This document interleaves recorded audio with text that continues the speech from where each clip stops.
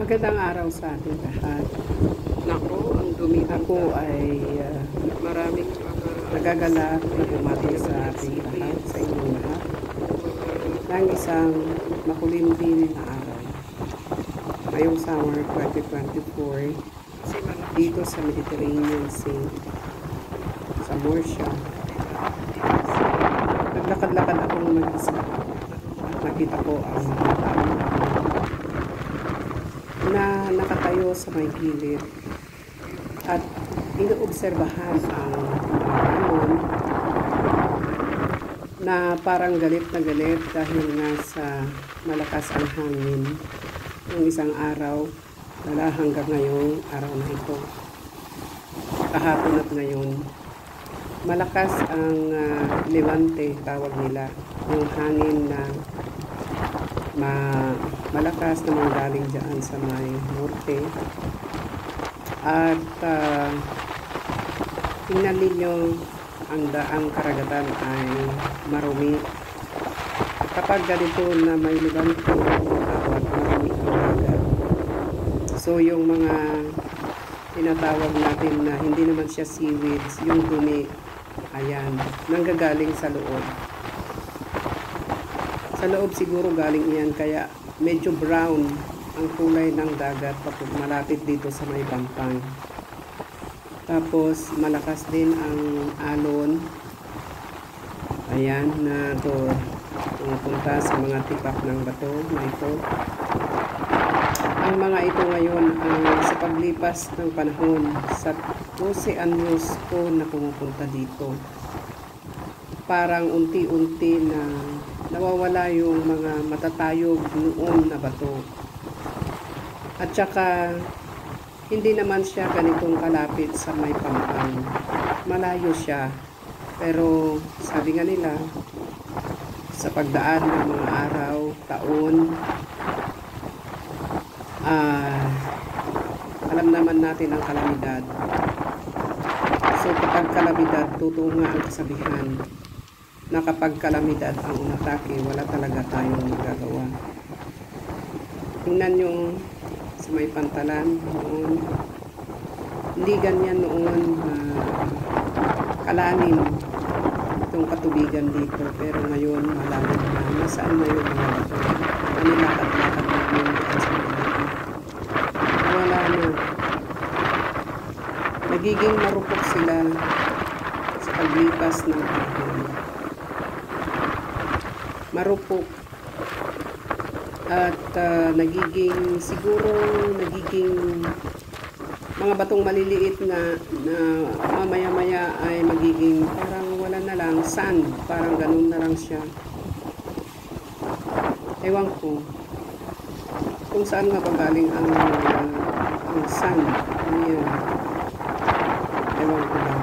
Pero dito pururupok itong mga bato, umuunti-unti sila.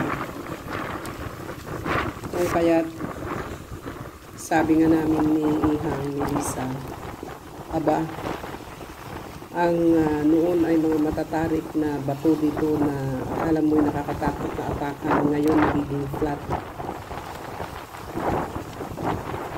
Ingat-ingat ka nga rin kasi baka matapakan mo yung marupok na bato, madudulas ka. Ang sakit pa naman, matalas ang mga bato. Matatalas talaga.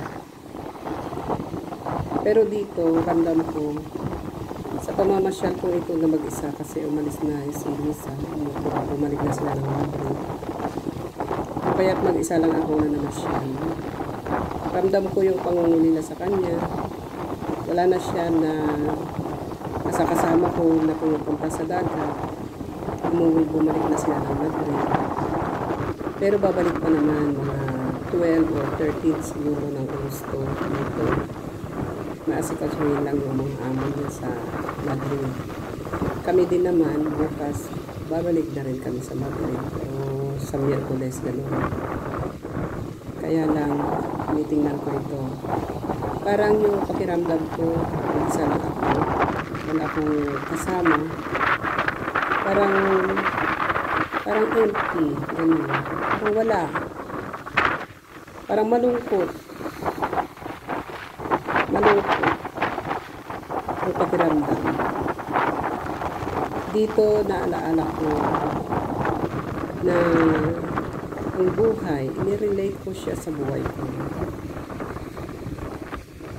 May saya, may lungkot, may mga pains na nangyari at minsan dumadagundong na kagaya ng paglahaw ng mga alon na ito sa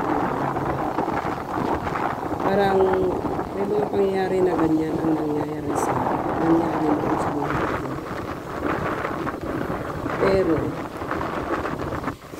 inisip ko rin na andito pa ako, marami pa akong magagawa na sa buhay ko. Kung ano man ang mga iyan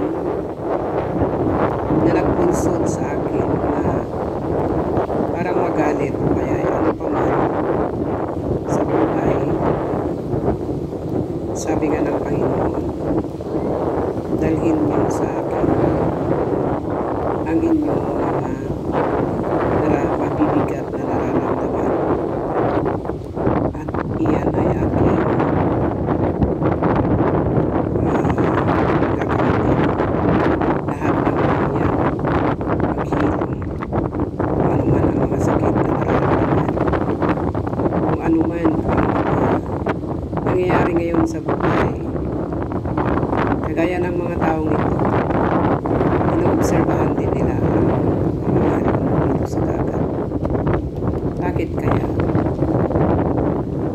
ganito? At sa buhay naman, bakit minsan mabangis? Sabihin man natin na hindi maganda ang takbo ng buhay, iyan ay sa huli magiging maayos din.